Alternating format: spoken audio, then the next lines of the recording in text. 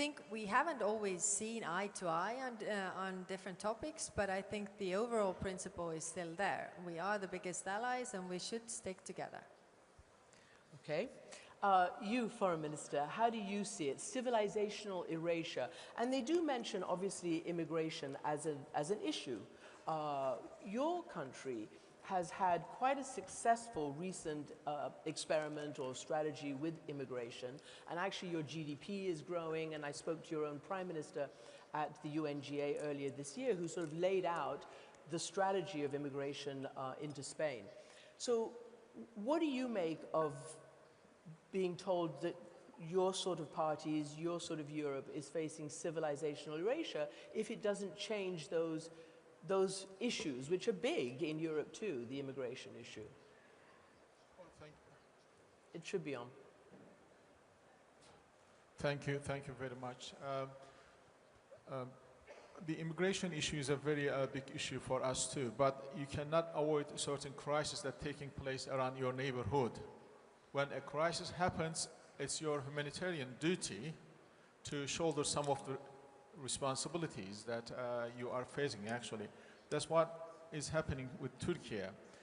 Our objective for the first time is to have an open door policy when this crisis in Syria started. And as a result, we received a lot of Syrian refugees who were fleeing from the war. But it cost us politically back home, but in the long run, we saw that it really has served the humanitarian objectives. But coming back to the original point here, in our region, unfortunately, we are facing a lot of problems. And in Ukraine, in Gaza, and now, thanks God, things are going quite well in Syria. What Mr. Trump and his team is trying to do in our region in terms of mediation and peace activities, I think it is largely overlapping the Turkey's objective and our interests, because right from the beginning, we have asked for ceasefire in Ukraine. We have asked for ceasefire in Gaza. We have, asked an international cooperation in Syria to bring stability, because we took hard lessons from refugee crisis that we face past decade. When we mediate problems in our region, we might end up with less human suffering, including refugee crisis. So I clearly need a new prescription for my glasses, because Foreign Minister Alvarez is over there and you're Foreign Minister Fidan, but you answered that spectacularly. So let me ask you, I'm going to ask you now, do you only have one mic between you? There is only one, but we are very good friends. Well, that's good, that's good. Turkey, that's so a brilliant we can share it. ingredient for mediation. So let me ask you then, because mediation is hugely important now in a war that threatens Europe. This new strategy describes Russia as an adversary. Does not describe Russia as an adversary, but it does say that an expeditious cessation of hostilities in Ukraine is a core interest of the United States. The goal of a peace deal would be to re-establish strategic stability with Russia and to enable Ukraine's survival as a viable state. How do you read that, given the current negotiations that are going on to try and end this war?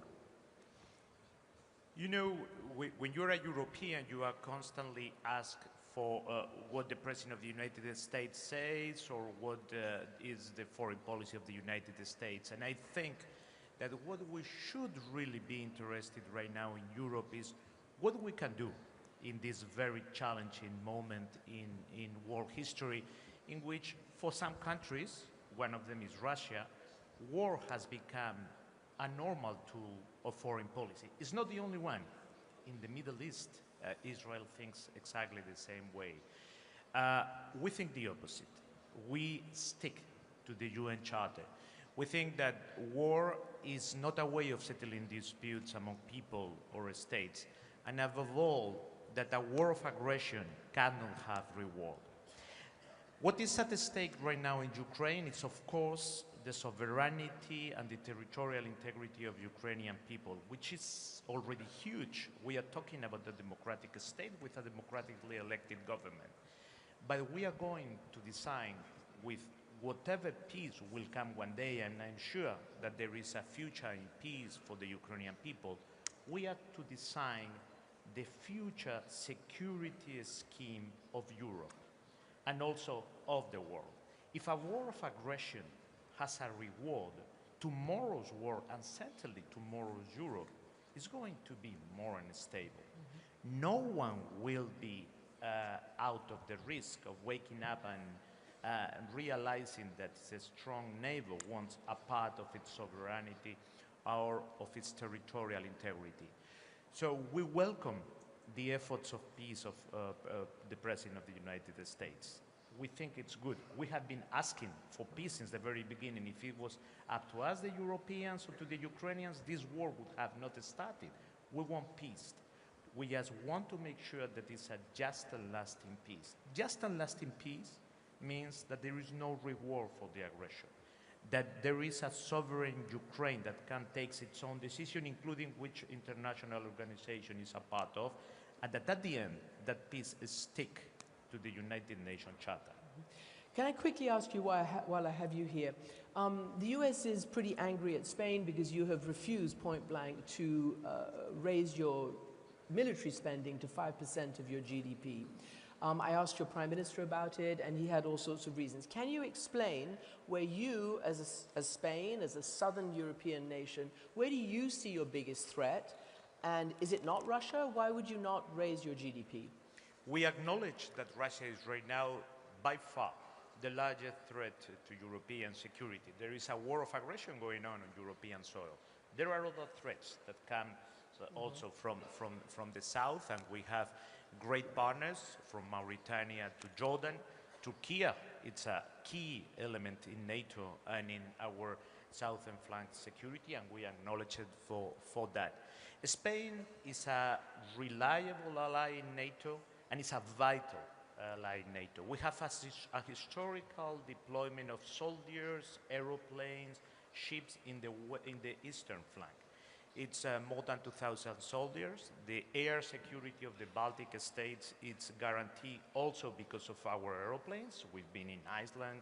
We are right now in Latvia, in Lithuania. We have soldiers in Slovakia, in Romania, and we are going to meet, as we have always done, all the commitments that NATO has asked to Spain when it comes to capacities. The only thing is that we can do that with 2.1% of our GDP. We don't need to do it with 5%. So the important is not how much you're spending, is are you giving the capacities that you are being asked for the organization? Yes, we are doing it. And our deployment is at our historical height. Foreign Minister Al-Thani, part of the national security strategy that just came up, basically a line said that Washington